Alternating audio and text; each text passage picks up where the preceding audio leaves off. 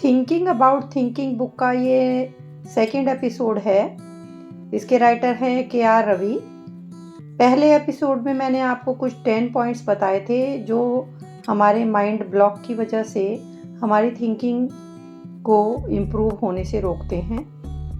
तो आइए कुछ और जो हमारी थिंकिंग को नैरो करती हैं चीज़ें, उसमें आगे जानने की कोशिश करते हैं कि थिंकिंग को हम कैसे इम्प्रूव कर सकते हैं।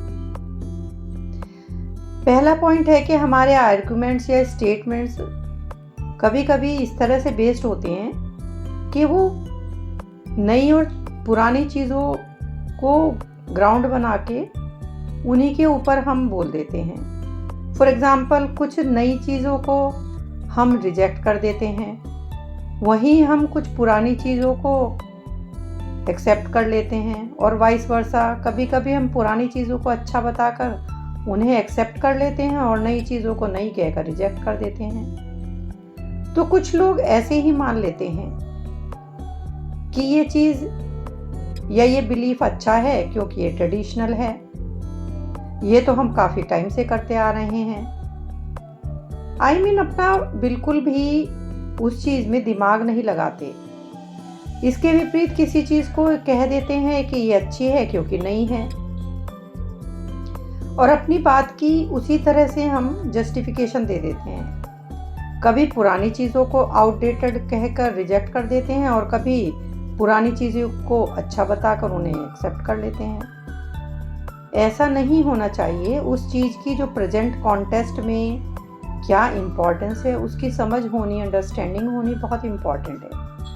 ये कोई फिक्स्ड रूल नहीं होना चाहिए। ये थिंकिंग में हमारी रुकावट डालता है। नेक्स्ट पॉइंट होता है कि मिस्टेक या एरर, कोई भी ऑल्टरनेटिव एक्सप्लेनेशन हमेशा अपना तैयार रखना किसी भी चीज़ का, और भले ही उस एक्सप्लेनेशन का कोई प्रूफ भी ना हो हमारे पास।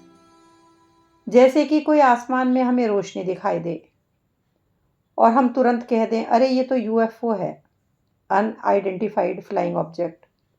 या फिर कोई इंसान है, उसको कुछ बीमारी थी और वो एकदम ठीक हो जाए, तो एकदम बोल देते हैं, अरे ये तो चमत्कार है।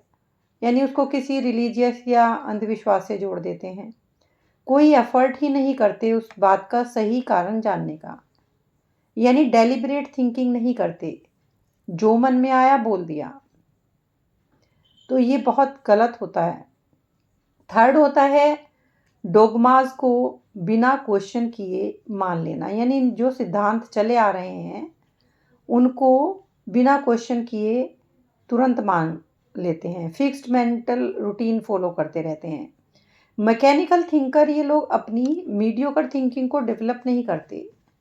ये लोग जो भी इनका ओपिनियन होता है उसी में खुश रहते हैं, उसी में प्राइड लेते हैं, हर टॉपिक को जनरलाइज कर देते हैं।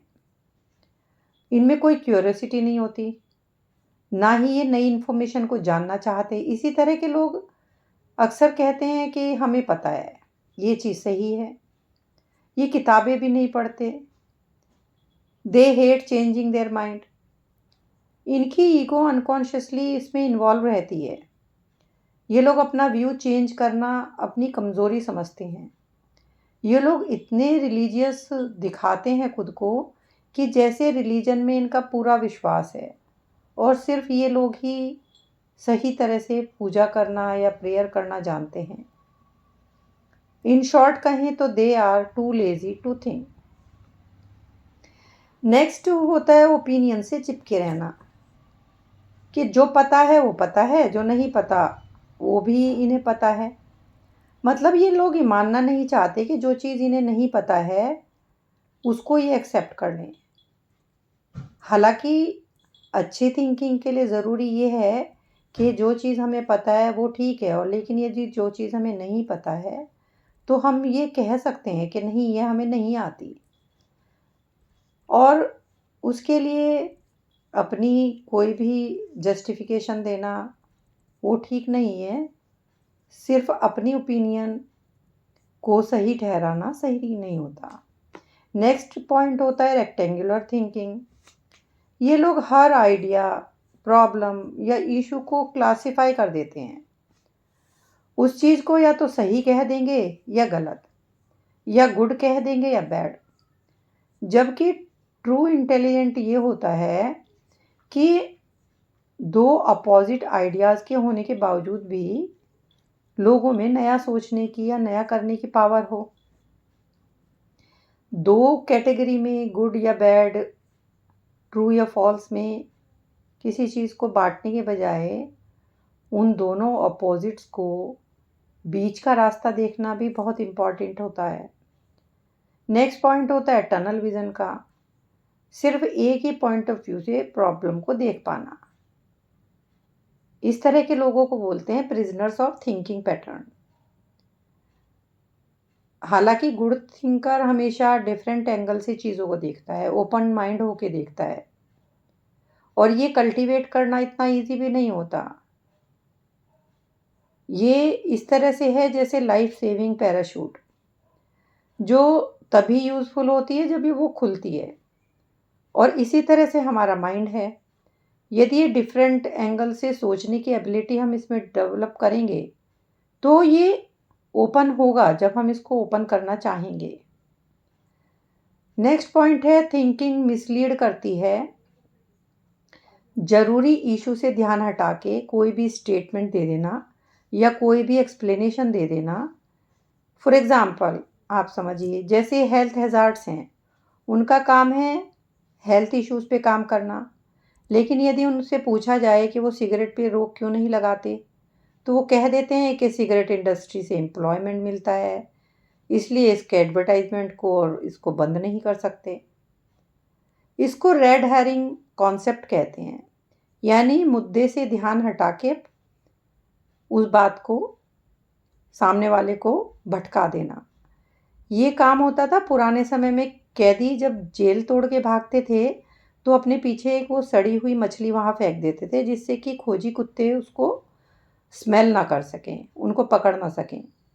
सेम इसी तरह से होता है, किसी पर्सन को उसकी रियल बात से भटकाकर, मेन टॉपिक से भटकाकर उसका ध्यान हटा देना। नेक्स्ट है एथनोसेंट्रिसिटी, यानी खुद को दूसरों से बेहतर समझना। ये वो एटीट्यूड है जैसे कि like my pencil is bigger than yours और my way is the only way. हर प्रॉब्लम में दूसरे की गलती देखना, उससे ही अपनी चीज़ में सुधार करना होगा। और ये थिंकिंग एक्चुअली लोगों में बचपन में ही डेवलप हो जाती है और ये इसको चेंज ही नहीं करना चाहते। नेक्स्ट पॉइंट है रेजिस्टेंस टू चेंज। ये है कि हम नहीं बदलेंगे टाइप। आप देख लो, जो करना चाहे कर लो, हम तो ऐसे ही करते हैं। ओके ठीक है, कुछ चीज़ें, कुछ नियम, कुछ ट्रेडिशन ऐसे बनाए जाते हैं जिनसे सिक्योरिटी होती है, लॉ बनते हैं, सब चीज़ें स्मूथली चलती हैं। लेकिन ऐसा तो नहीं हो सकता ना कि वही सेम चीज़ें हर सिनेरियो में, हर परिस्थिति में ठीक हों। इससे तो क्रिएटिविटी रुक जाती है। आइंस्टाइन एक बात कहते थे कि everything has changed except the way we think. यानी उस प्रॉब्लम को सॉल्व हम नहीं करते क्योंकि हम वही सेम थिंकिंग से वो प्रॉब्लम सॉल्व करना चाहते हैं जिस थिंकिंग की वजह से वो प्रॉब्लम शुरू हुई थी। और we can say we can not dig a better hole by digging the same hole deeper. Change से डरना नहीं चाहिए, इससे लाइफ स्टेगनेट हो जाएगी, कॉम्प्लेसेंसी आ जाएगी लाइफ में। नेक्स्ट थिंकिंग है group thinking and conformity. Conformity अच्छी होती है, ये लाइफ की को सिंप्लीफाई करती है, हमारे जो लॉफुल बिहेवियर हैं उनको प्रमोट करती है। फॉर एग्ज़ाम्पल, हमें रोड के लेफ्ट में चलना चाहिए, ये रूल है। लेकिन कभी कभी पूरे ग्रुप पे सेम बात लागू करना, ये प्रॉब्लम हो जाती है। ग्रुप थिंकिंग में क्रिएटिव थिंकिंग नहीं रहती, क्योंकि जैसे लीडर है उसके फॉलोवर सेम उसी की तरह सोचते हैं, या पीयर प्रेशर होता है कि एक ग्रुप को देख के कि इस ग्रुप के लोग इस तरह से करते हैं तो you want to feel accepted by your friends. आप उसी तरह से करने लगते हैं क्योंकि आप उनमें एक्सेप्ट उनके ग्रुप में होना चाहते हैं। आप इतना इन्फ्लुएंस्ड हो जाते हैं उनसे कि जैसे वो करते हैं वैसे ही करने लगते हैं। तो ये कुछ थिंकिंग की प्रॉब्लम है। नेक्स्ट एपिसोड में मैं आपको ईगो या माइंडसेट की वजह से होने वाली कुछ एरर्स जो हमारी थिंकिंग में होती हैं, जो थिंकिंग को डेवलप नहीं होने देती, वो मैं आपको बताऊंगी।